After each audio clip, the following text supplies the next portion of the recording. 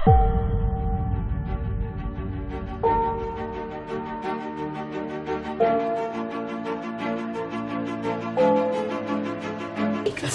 Lerumo Mogobe, how are you? I'm fantastic. Fantastic. We heard you were recently in Mauritius. I mean, look at this. Last week he was in Durban by the seaside relaxing. Now some more Now seaside. he was on the seaside some more. You know, a definite expression of, you know, hard work. You know, the importance of owning your time. I mean, he paid the price. Let's face it. He didn't just miraculously arrive He's to where still he paying is. the price. And he's still paying the price. Welcome to the show, sir. Thank you very much, sir. Nice.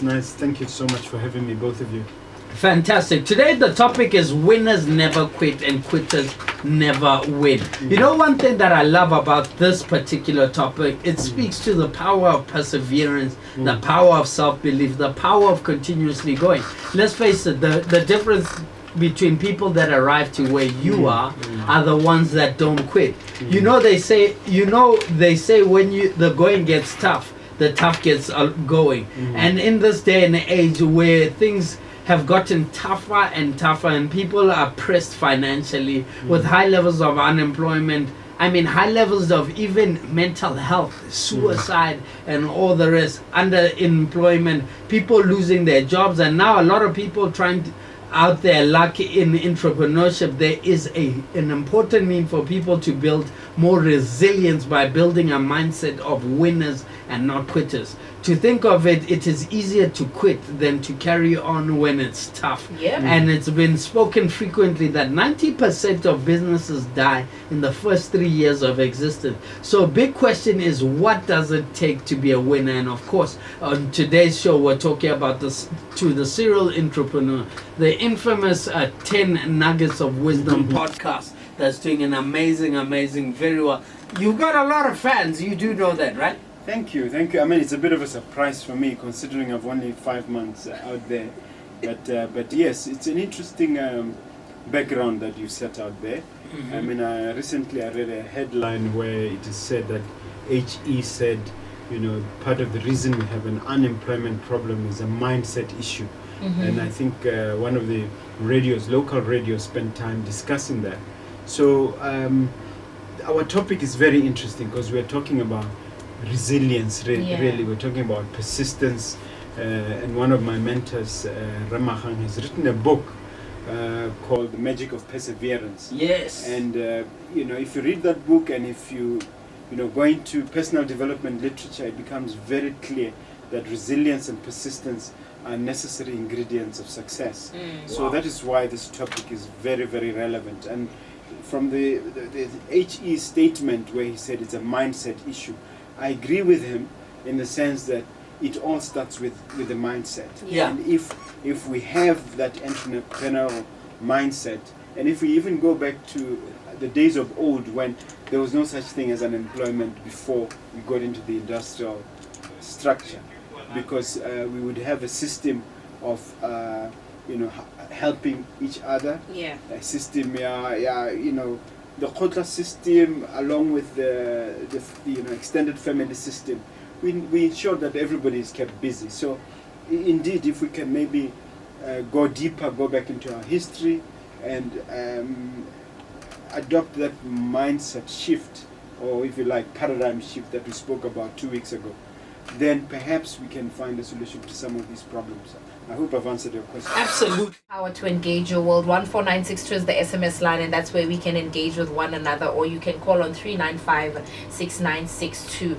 We continue the conversation with Lerumo Mogobe, talking about winners never quit, quitters never win. And I love that foundation, that introduction that you give us, taking it back to the olden days and culturally. And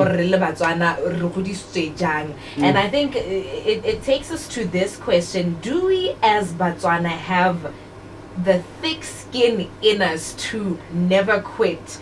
And can we learn anything in history that actually proves this? Yeah, that's a powerful question. I think resilience is part of this. I mean, if you look at the number of times that various invaders came in to try and take our land, you know, how we resisted the Boer invasion, and how we eventually resorted to becoming a protectorate to protect ourselves.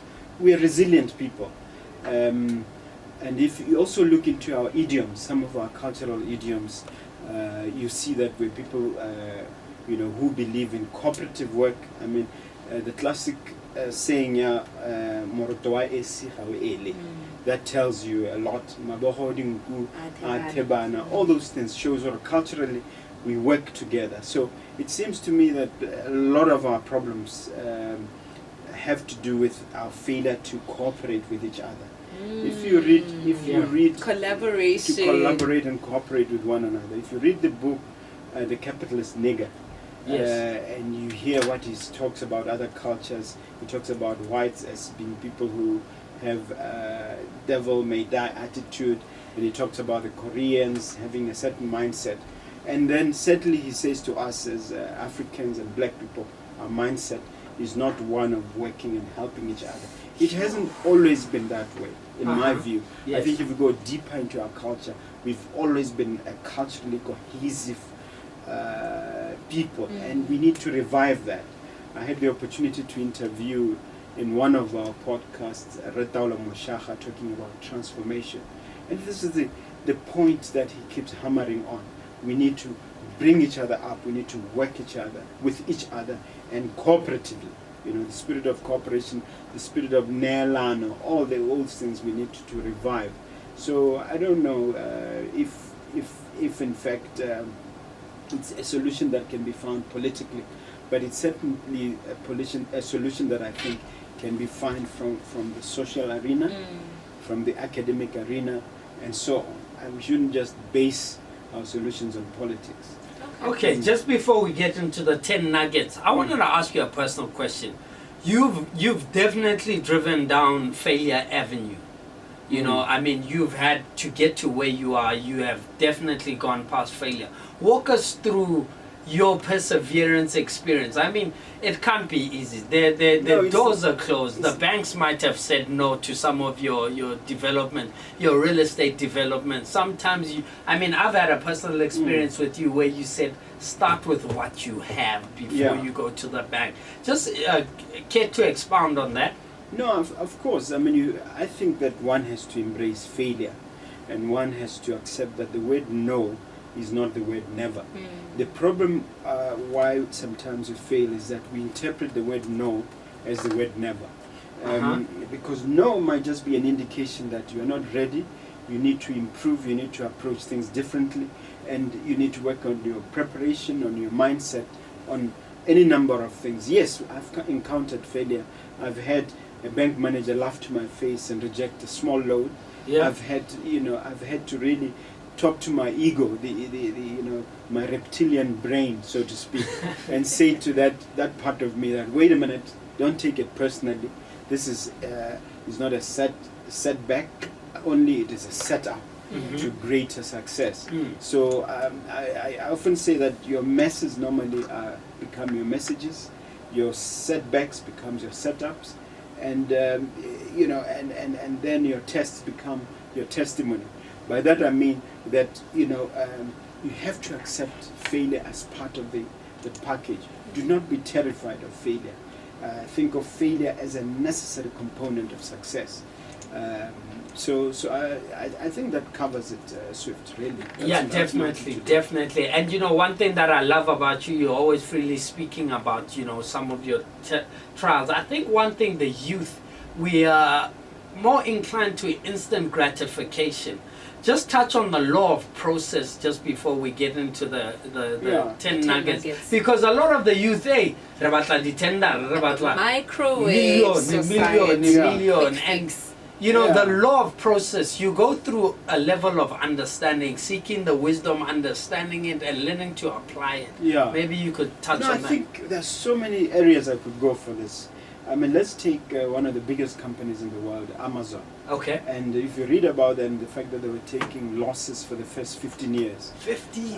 Wow. Part of the reason why Bezos is now at something like 17% in terms of his shares. Yes. Is that he had to dilute as he refinances the company for it to grow. Wow. So you have to accept that if you feel that your idea is sufficiently compelling, And if you're passionate enough about that idea, then if you're persistent, it's only a matter of time for you to succeed. I'm yet to meet a successful person who has attained what I call sustainable success levels, who had done it overnight. Yeah. Whether we look at my three mentors that I like to mention, Ramachang, Ramuni, and Rejamali, all three of them, you look at their story, you'll see persistence, persistence, persistence.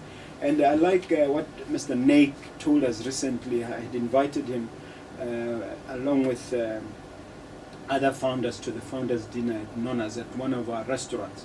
And he said to the youngsters who were present, he said, look, adopt the 1,000 day rule. And we all said, what is the 1,000 day rule? Don't even entertain the idea of backing off or the idea of giving up or expecting any results until you've spent 1,000 days minimum in your business. What is 1,000 days? That's roughly 3 years plus, isn't it? Yeah. Because you divide 364, so close to 3 years plus minus.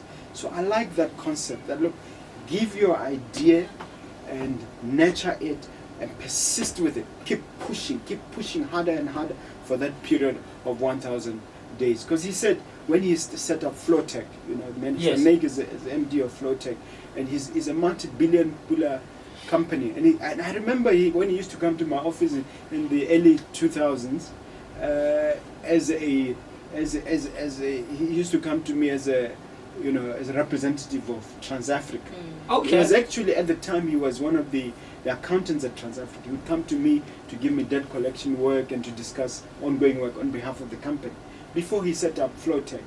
I mean, he was a mere employee then. Yeah. But he had the right mindset, and he told us openly, I mean, this was at the restaurant, told us openly that he believed in his idea, he persisted with the idea. Now he's exporting 90%, more than 90% of his product to the rest of Africa, and he's making a turnover $1 billion a year. Wow. And, was it a month or a year? But I mean, the figures were staggering. So what is my point? My point is that you need to embrace the law of process, as Swift calls it. You need to accept that it's going to take time, it's going to take persistence, and allow yourself at least those 1,000 days before you get discouraged. It's Gabz FM Power to engage you all. Don't say this show, if you're looking for entertainment, then you've joined the wrong show, because here we empower, we teach, and we give you knowledge to change your own life. Well, but before you want just music and entertainment, remember, the wealthy have a big library, the poor have a big screen TV. Don't go away. Did we mention that we play the best music? Well, Last segment of the show, we're talking the 10 nuggets from Mogobe. Now, he says, nugget number 1, winners know normally when you are tempted to quit. They actually are conscious of knowing that. This is, maybe expand on that. It is written that is when they have come across a stumbling block. We know not to quit because they know that their setbacks are normally setups, as he rightfully said earlier, for setups greater than the achievement. Walk us through that one. Well, you'll appreciate that for anything worthwhile to come into creation, there has to be some effort for it to come into existence. This is part of the reason why when children who have never really worked a day in their lives, who have not been exposed to success, when they inherit from parents who have not brought them along, normally dissipate that wealth within a short space of time, maybe within a year or so. So the point of this is that winners know that an obstacle, when they encounter an obstacle, there will be a tendency to consider quitting. Yeah. So they sort of override. Uh-huh. They have systematized it in their brains Yeah. to override the resistance to quit and to see it as just an indication to go further. The same reason you don't tell your child when he falls to say, no, baby, stop. You don't say to the baby, stop trying to walk. You keep encouraging them to walk. That thing should carry on through adulthood. But something happened that I've noticed somewhere around the teens. Obstacles start stopping us. Whereas in the early stages, the early formative ages, obstacles are a source of encouragement to even try harder. Wow. I mean, imagine if your dad had said to you when you fell off the bicycle, "Yeah, this is too dangerous. We're Stop done. it." We're done. Yeah, you wouldn't be cycling today. So Wow. the same mentality has to carry through. Internal Wow. dialogue. It's very important. Nugget number 2, Mogobe. Yet some other people normally quit because they see others doing great things whilst they're seemingly not getting anywhere. They must not forget that life is a university of adversity. So there are different courses, different faculties for different people. I think there's an English expression which is different strokes for different folks. Yeah. Yes. And we should really understand that the fact that some of your ex-classmates are doing well should not be a source of discouragement. I mean, in this Instagram society, which is also instant gratification, community, instant everything, we tend to look at what others are doing and then get discouraged thereby. So what I'm urging my listeners to do in that particular nugget is to say, do not consider other people's race. Yes, it's nice to learn from other people, but remember that you have your own race to run at your own pace. And if you think of life as a university of adversity, embrace adversity as part of the course, as part of the course of that is being offered in the university. Okay, and nugget number 3, it says, and I'd like to expand on this nugget as you expand on it in reference to the Rubik's Cube. You know what I'm saying? Every challenge has many permutations and angles from which to tackle it. You know, at times we look at a challenge and then we give up. Let's say financing. Yeah. You know, the Ministry of Youth gives financing. There's other platforms, both in the private and public sector, that offer financing. But a lot of us give up when the first door closes. the first door closes. Yeah, I mean, 15 years ago, we probably had 3 or 4 banks, right? Yeah. But now we currently have 11, when I last checked, 11, 12 banks. Yes. I know what happened to Bank of India. I may have reduced the number or something. But Yes. what am I saying? What I'm saying is that there are many, many permutations. There are many, many possibilities. The Rubik Cube is a classic example of how many times you have to swindle around or fiddle around with it before you get to the solution. So my point is that people should accept that there'll be a multifaceted route to get into the target. Another example I would give is if you listen to a podcast I listened to a real estate podcast called Bigger Pockets Podcast. In that podcast, every week they feature a successful entrepreneur in real estate. And if you listen to the multiplicity or the varieties involved in how those real estate people got to where they are, got success, all of them went from different routes. Others is buy and hold strategy, others is flipping, others is mobile homes, others, and even that has variations as to whether you get you use an external company to manage those assets for you, and so on and so forth. So that's what I'm trying to say, to get the young entrepreneurs to appreciate or not. The permutations will be multiple, and accept that as part of the course. Okay, nugget number 4, there is a precedent regardless of whatever obstacle there is. Someone has handled it before. The Bible says there's wisdom in multiple of counsels. Possibilities are there. Google is there, YouTube is there, a solution is out there waiting for you. Absolutely. Yeah, I think that one is very, very relevant and powerful. There's always a solution that has been done before.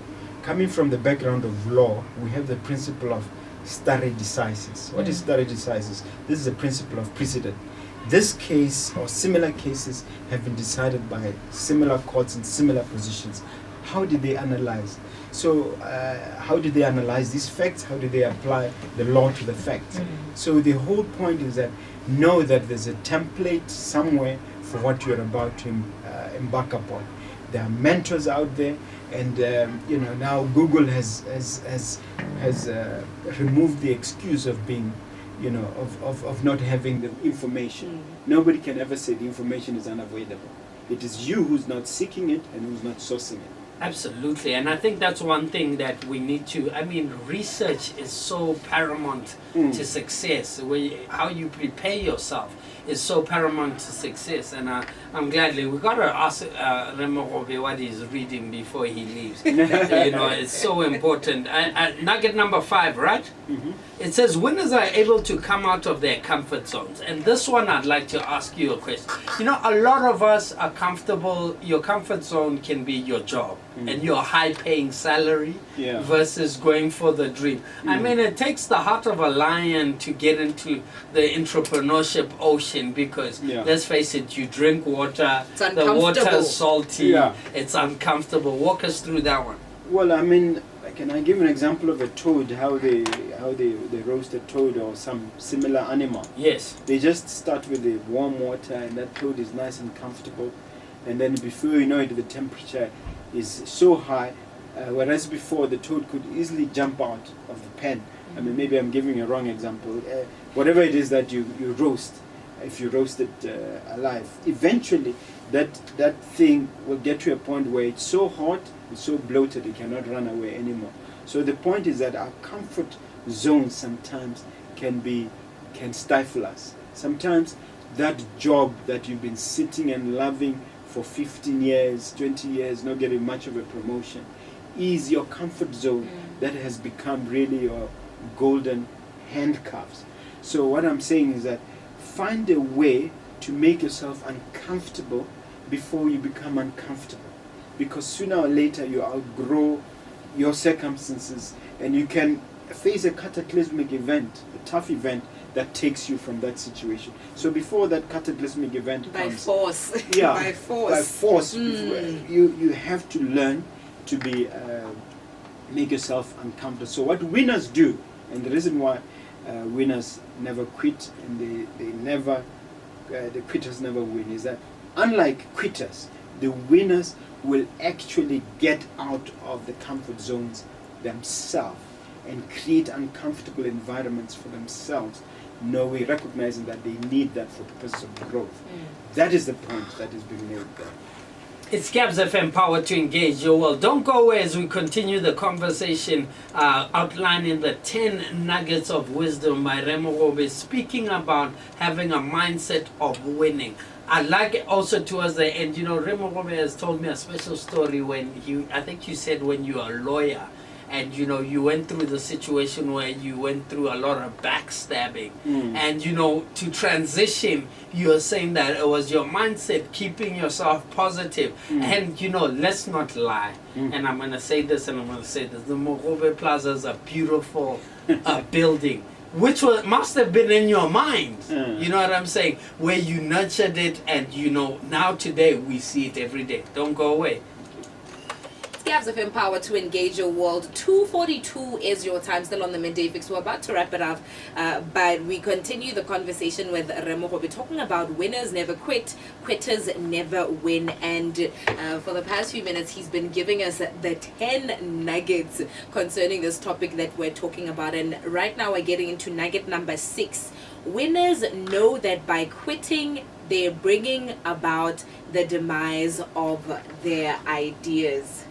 Yes, that's great. I mean, I like what one motivational speaker says. I think it was Les Brown. He says, imagine yourself in your deathbed, surrounded by ghosts of ideas, concepts, inventions that came to you, and then you are only getting ready to meet your maker, and these ghosts are saying to you, "We came to you.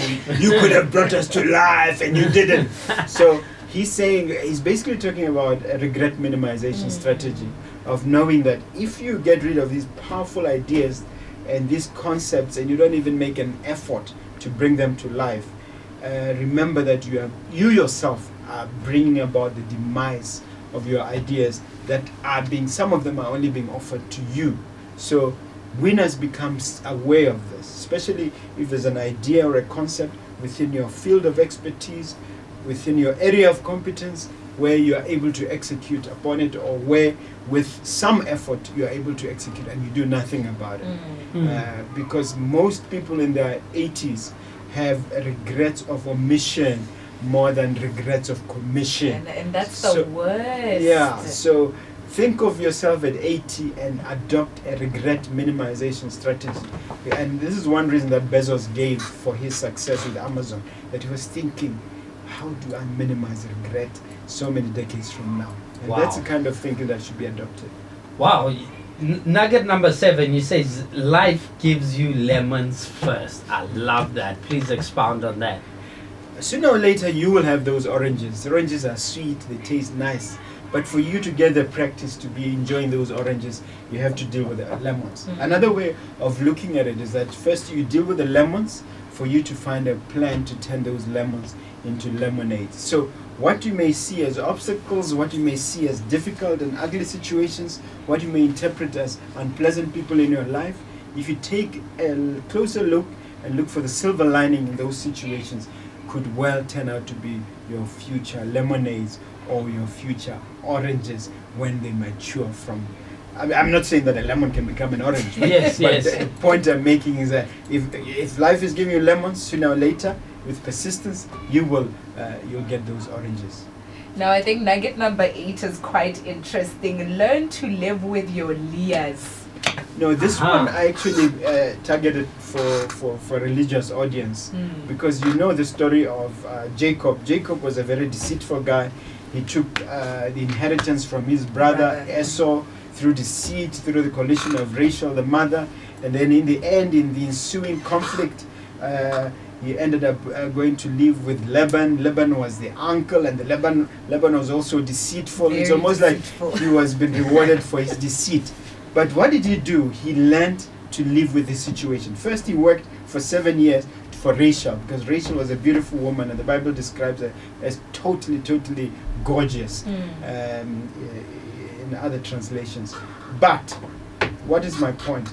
After the 7 years, this Laban guy, being deceitful as he is, sopped the women on the consummation night when you're supposed to consummate the marriage, and then lo and behold discovered that it was Leah.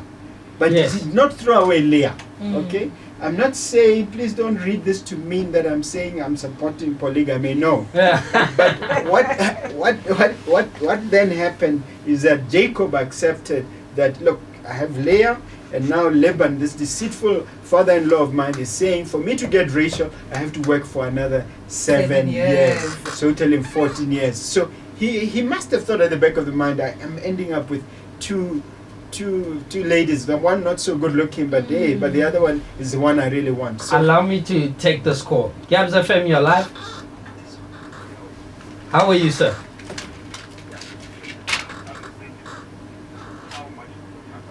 Yes, sir. Error.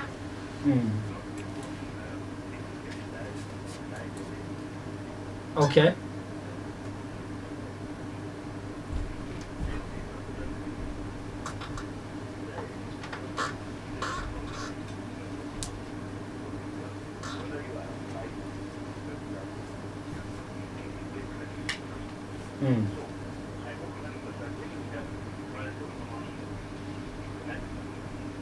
that is what?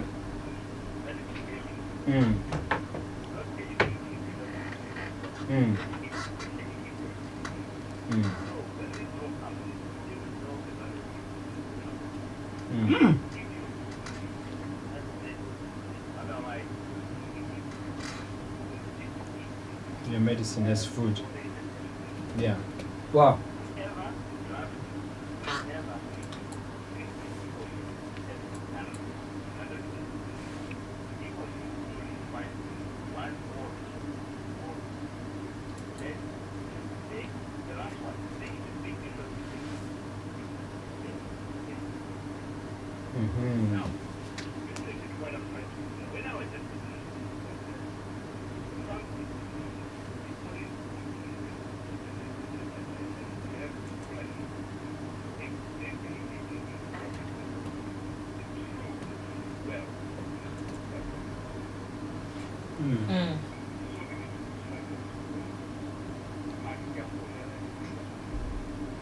Yeah.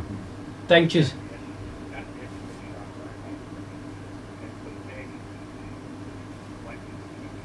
Oh, wow.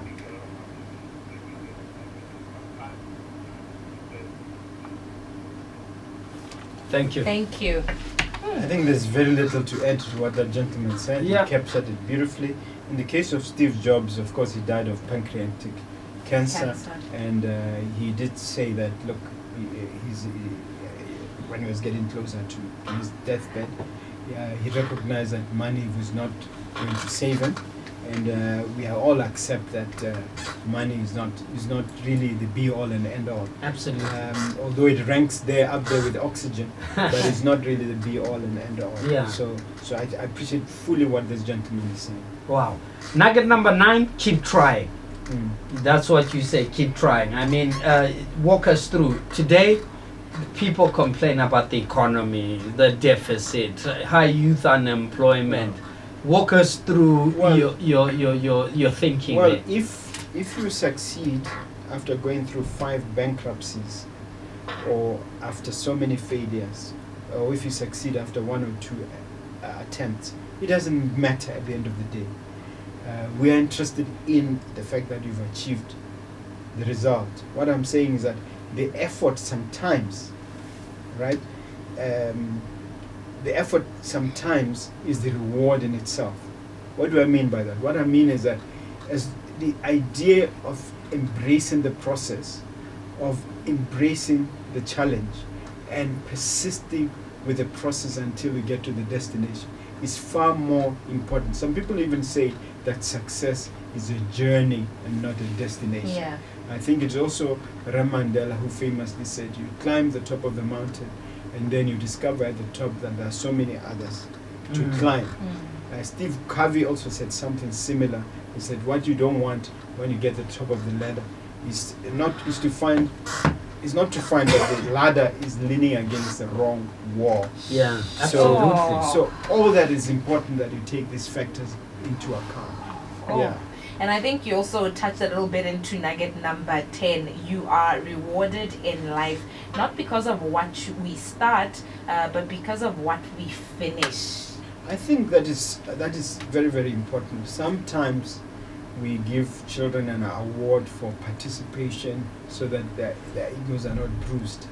But I think at an early stage we need to teach our children that it's more important to finish the race. Yes, It's absolutely. more important to achieve something on terms of that race. So I like the idea of inculcating it in our children that we have to get to the end. We have to have that mindset that come what may. The guy in Capitalist Nigger, as I mentioned before, said he called it the devil may care attitude. That warrior mindset, that heart of a lion mindset that I want to get to the end. Yeah. It is so important to consciously cultivate that mindset. And I think even in our culture, if you listen to some of Dinane, you find that these Dinane, these stories are calculated to enhance that idea of have that warrior mindset, never give up type of attitude. Gabz FM, power to engage the world. We have a question here. It says, what's your turnovers in terms of rentals per month? Also, how come you don't acquire much residential properties like you do with commercial?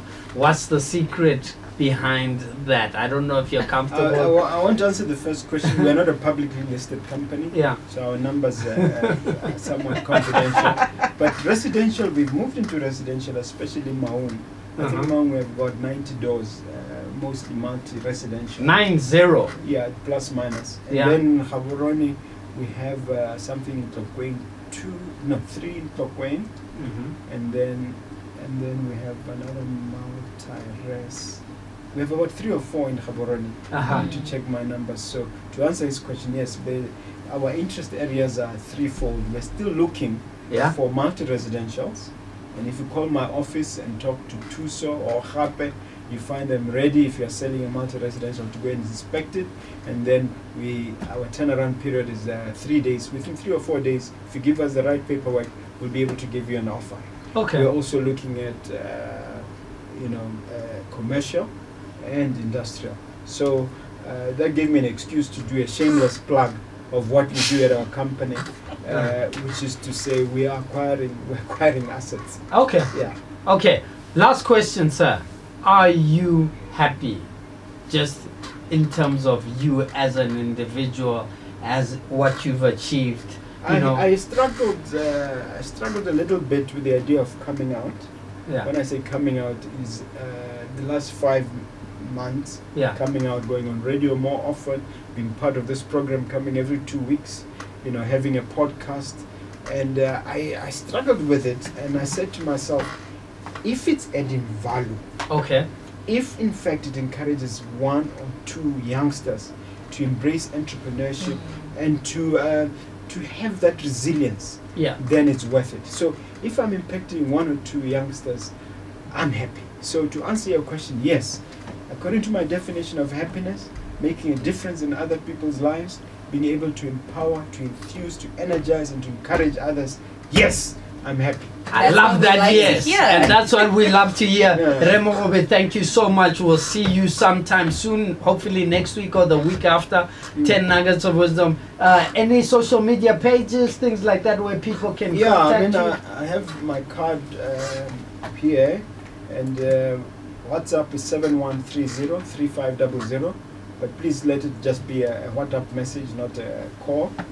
And then I'm available on Mogobe on Facebook, and then I'm also available on YouTube, Mogobe Nuggets of Wisdom, and the other platforms is Instagram. I think that one is Mpoloki, and there's also LinkedIn, Mogobe. So I'm Lerumo Mogobe. Yeah.